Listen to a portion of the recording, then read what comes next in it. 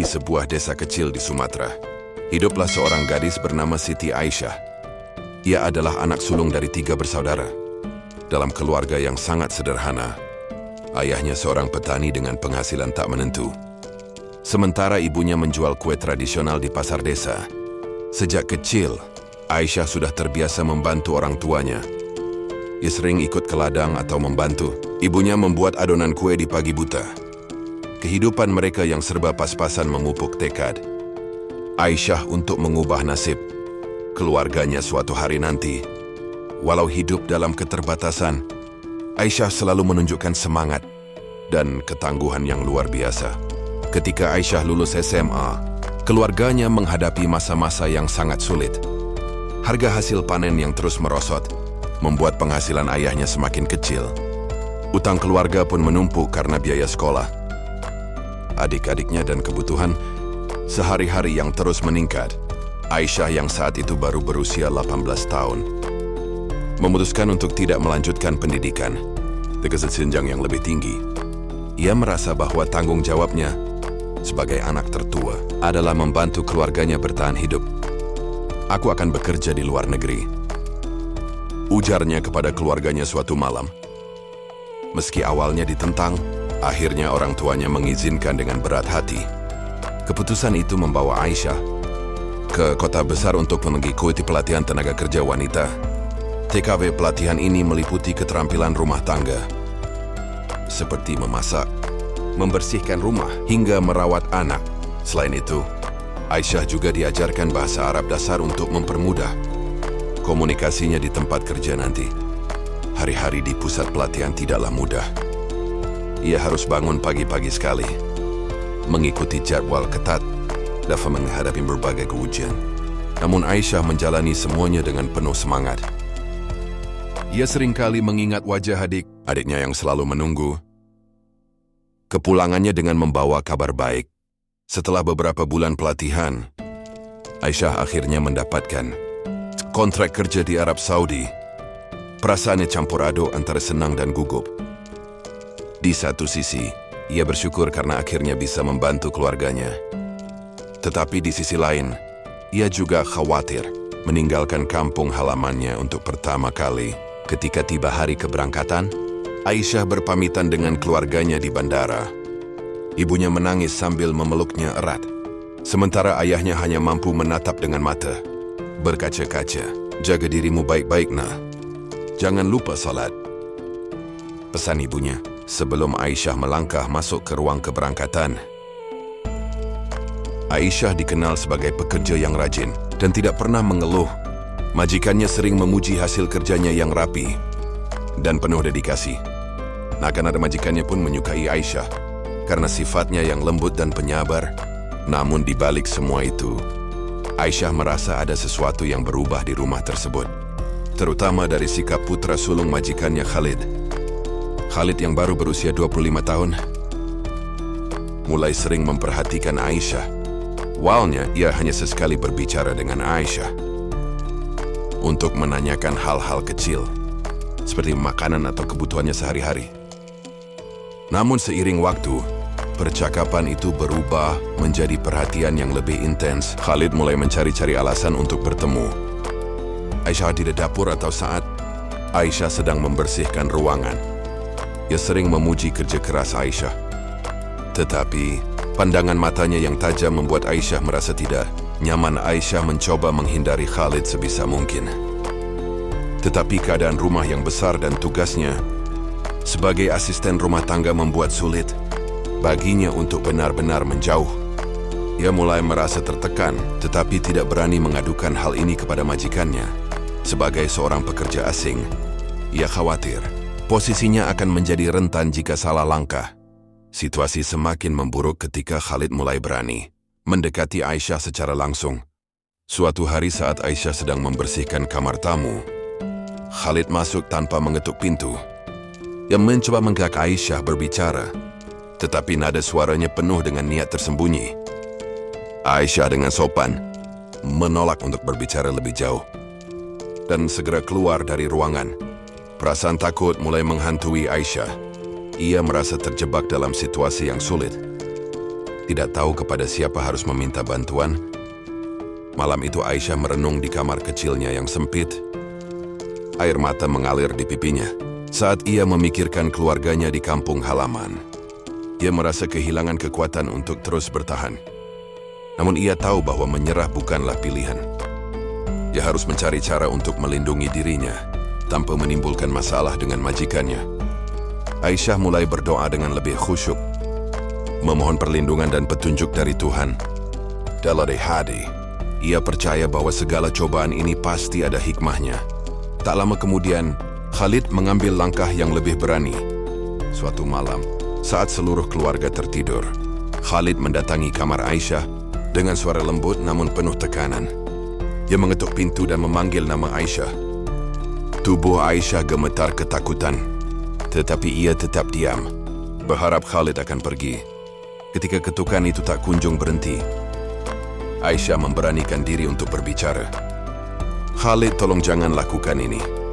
Jika majikan tahu, kita akan mendapat masalah. Ucapnya dengan suara tegas namun gemetar. Khalid akhirnya pergi, tetapi ancaman itu meninggalkan trauma mendalam bagi Aisyah.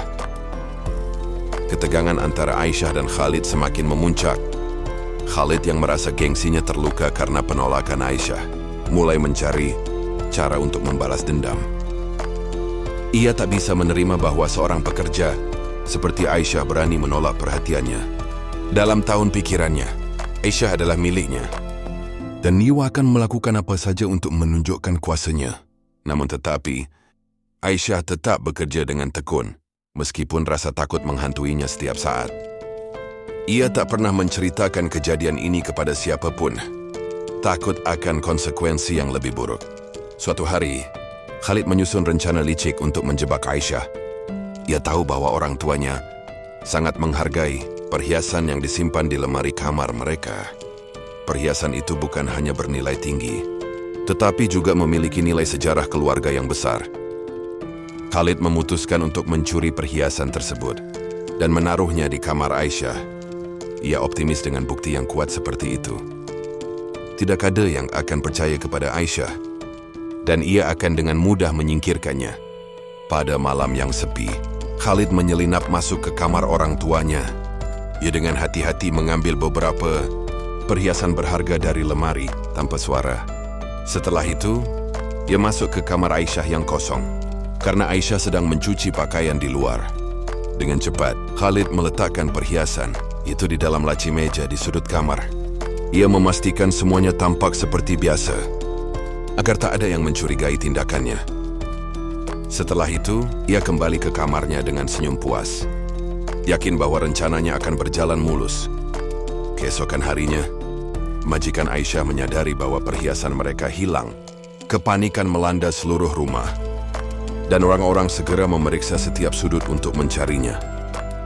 Khalid yang pura-pura ikut tegang, dengan liciknya mengarahkan perhatian mereka ke kamar Aisyah.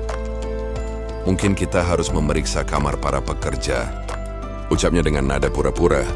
Prihatin majikannya yang selama ini mempercayai Aisyah, merasa berat untuk mencurigainya. Dan tetapi mereka akhirnya memutuskan untuk memeriksa. Ketika laci di kamar Aisyah dibuka, mereka menemukan perhiasan yang hilang. Aisyah tuh yang baru saja kembali dari luar, terkejut melihat tuduhan yang diarahkan kepadanya. Ia bersumpah bahwa ia tidak tahu apa-apa tentang perhiasan itu, tetapi tidak ada yang percaya. Khalid dengan ekspresi tenang mengatakan, mungkin Aisyah tergoda karena tahu nilai perhiasan itu. Bagaimanapun, kita tidak pernah tahu isi hati seseorang.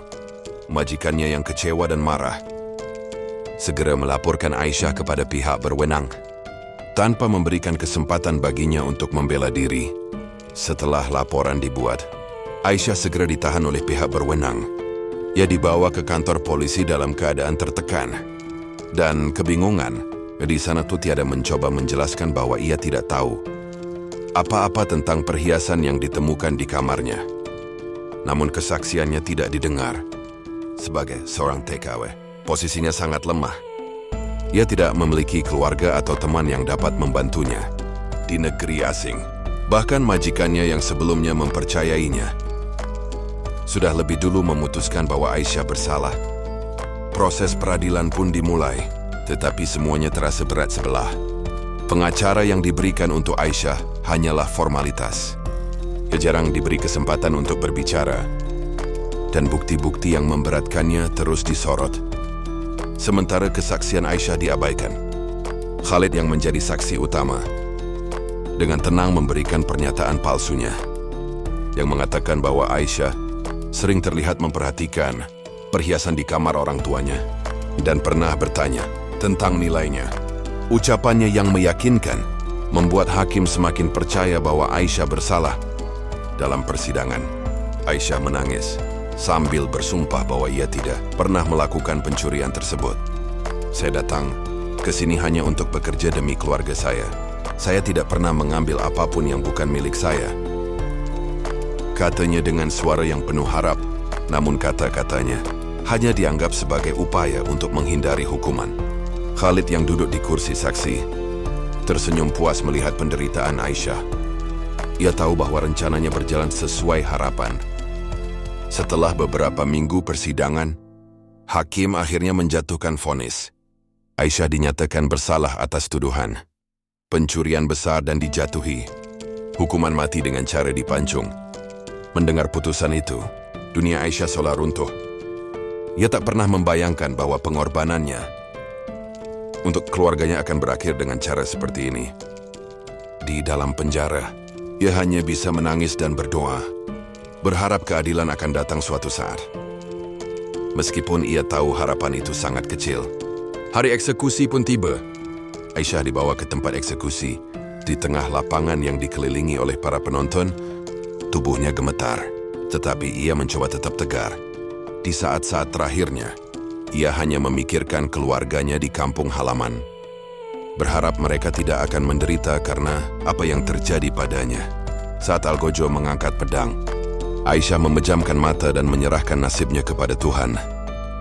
Namun saat pedang itu melayang, sesuatu yang luar biasa terjadi, mengguncang seluruh lapangan dan mengubah nasib Aisyah selamanya. Saat pedang Algojo melayang dan menyentuh leher Aisyah, suara gemuruh aneh terdengar dari langit. Cahaya putih menyilaukan tiba-tiba muncul dari tubuh Aisyah, membuat semua orang yang menyaksikan eksekusi itu terdiam. Alih-alih tubuh Aisyah terpisah akibat pedang tajam itu, kulitnya mulai memudar, berubah menjadi sisik putih berkilauan. Dalam hitungan detik, Aisyah berubah menjadi seekor ular raksasa dengan tubuh sebesar batang pohon kelapa dan panjang yang tak terukur. Ular itu berwarna putih keperakan, dengan mata merah menyala yang tajam. Seluruh penonton panik dan berteriak ketakutan. Mereka berlarian ke segala arah, mencoba menjauh dari makhluk besar yang berdiri tegak di tengah lapangan eksekusi. Ular itu mengangkat kepalanya tinggi-tinggi, mengeluarkan desisan panjang yang mengguncang tanah di sekitarnya. Algojo yang tadinya berdiri dengan percaya diri, kini gemetar dan menjatuhkan pedangnya. Ia melangkah mundur dengan wajah pucat pasi, tidak percaya dengan apa yang baru saja terjadi. Ular putih itu menatap Khalid, yang berdiri membeku di antara kerumunan. Mata ular itu penuh dengan kemarahan dan dendam, seakan mengetahui siapa yang bertanggung jawab atas penderitaan Aisyah. Khalid jatuh tersungkur ke tanah. Tubuhnya gemetar ketakutan. "Ampuni aku tidak bermaksud melakukan ini," teriaknya dengan suara putus asa. Namun ular putih itu hanya mendesis, menunjukkan bahwa ia tidak akan memberikan ampunan. Setelah beberapa saat, ular putih itu bergerak dengan cepat menuju tepi lapangan dan melesat ke arah laut. Tubuhnya yang besar menghancurkan segala yang dilewatinya, meninggalkan jejak kehancuran. Penduduk setempat yang menyaksikan kejadian itu hanya bisa berdoa, berharap ular tersebut tidak akan kembali dengan membawa murka yang lebih besar. Namun bagi mereka satu hal jelas, Aisyah bukanlah manusia biasa. Ia adalah makhluk sakti yang memiliki kekuatan di luar nalar. Manusia berhari-hari setelah kejadian itu, kabar tentang ular putih raksasa menyebar dengan cepat. Orang-orang percaya bahwa Aisyah sebenarnya adalah jelmaan dari penjaga sungai atau makhluk gaib yang dikirim untuk mengingatkan manusia agar tidak berbuat zalim. Di pedalaman Sumatera, para nelayan mulai mengaku melihat ular putih besar yang mendebi sungai-sungai besar. Mereka percaya bahwa ular itu adalah Aisyah, yang telah kembali ke wujud aslinya sebagai penjaga alam. Nama Aisyah pun berubah menjadi legenda, dikenang sebagai simbol keadilan dan peringatan bagi siapa saja yang berbuat curang dan zalim kepada orang lain.